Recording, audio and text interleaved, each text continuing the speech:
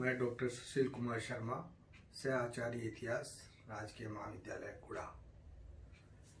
आज हम बीए भाग द्वितीय के पेपर मध्यकालीन भारत का इतिहास के टॉपिक आउट विजयनगर साम्राज्य की राजनीतिक पृष्ठभूमि की चर्चा करेंगे।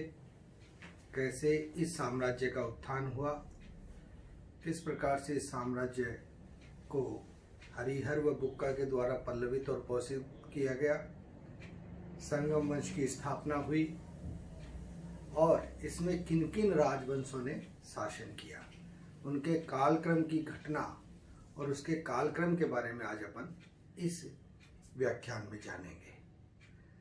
तो देखिए कि दक्षिण भारत के अंदर तत्कालीन समय विजयनगर साम्राज्य बना और विजयनगर साम्राज्य कृष्णा तथा कावेरी नदी के मध्य में स्थित था। इसकी स्थापना हरिहर व बुक्का, ये दो भाई थे जिन्होंने की इस राज्य की स्थापना की और उन्होंने तुंगभद्रा नदी के किनारे पर इसकी राजधानी को निर्मित किया, जिसे विजयनगर या विद्यानगर के नाम से जाना जाता था। धीरे धीरे यह बहुत बड़े साम्राज्य में स्थापित हो गई। अब इस क्षेत्र पर शासन करने वाले शासकों के कालक्रम की हम चर्चा करेंगे। तो देखिए, इसमें 4 राजवंशों ने शासन किया। पहला राजवंश था संगम वंश, जिसका समय जो है वो 1326 ईस्वी से 1485 ईस्वी तक रहा।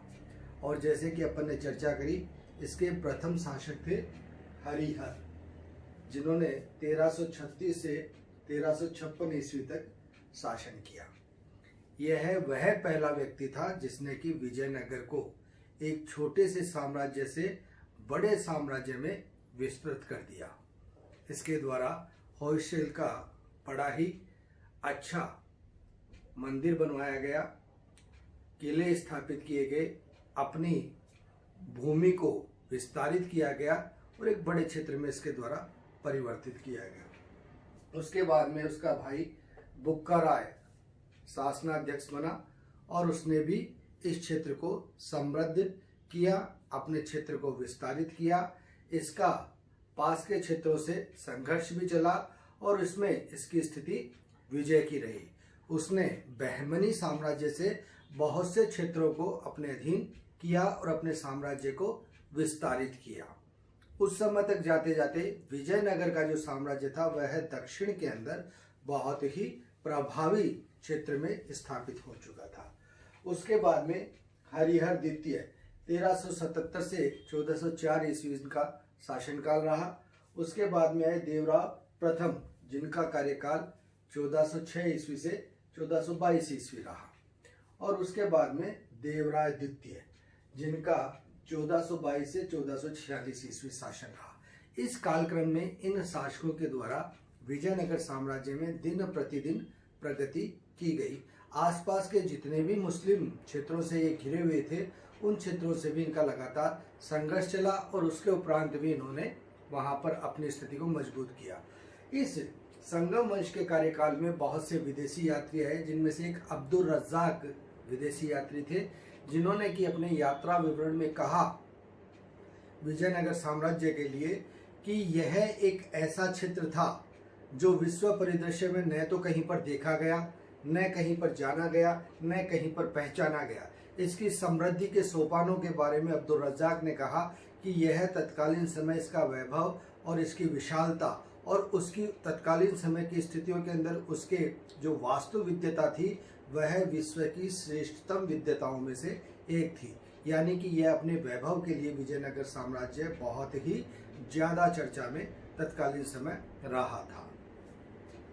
लेकिन देवराय द्वितीय के बाद में उसके जो आने वाले शासक थे मल्लिकार्जुन व विरूपाक्ष, ये दोनों योग्य नहीं रहे। ऐसी स्थिति में वहां पर इनके अयोग्य होने से संगम वंश का पतन हो गया और इन्हीं के सेनापति नारसिंह के द्वारा वहां पर शासन स्थापित कर लिया गया और उसने सालू वंश की स्थापना कर दी। और यहीं से संगम वंश की समाप्ति हो जाती है और विजयनगर साम्राज्य पर सालू वंश की स्थापना हो जाती है। सालू वंश का साम्राज्य भी बहुत लंबे समय तक नहीं चला था।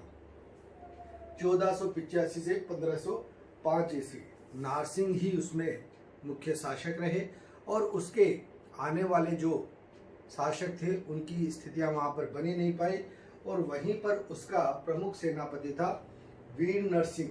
उस वीर नरसिंह ने इस क्षेत्र को अपने अधीन कर लिया और यहाँ पर उसने तलवा वंश की स्थापना कर दी। तलवा वंश का शासनकाल 1505 से 1570 ईस्वी तक रहा। वीर नरसिंह ने 1505 से 1509 ईस्वी तक शासन किया और उसके बाद में कृष्णदेव राय वहां पर नवीन शासक के रूप में आए, जिनका समय था 1509 से 1529 ईस्वी। इतिहासकारों के द्वारा समीक्षा की जाती है कि पूरे विजयनगर साम्राज्य में जो शासक हुए उनमें यह कृष्णदेव राय सबसे ही अच्छे और सबसे विद्वत शासक के रूप में तत्कालीन समय ये जाने गए और इनकी जो सफलताएं थी वह भी अद्वितीय थी। उनके बाद में अच्युत राय सत्तासीन हुए, जिन्होंने कि 1529 से 1542 ईस्वी तक इस क्षेत्र पर शासन किया।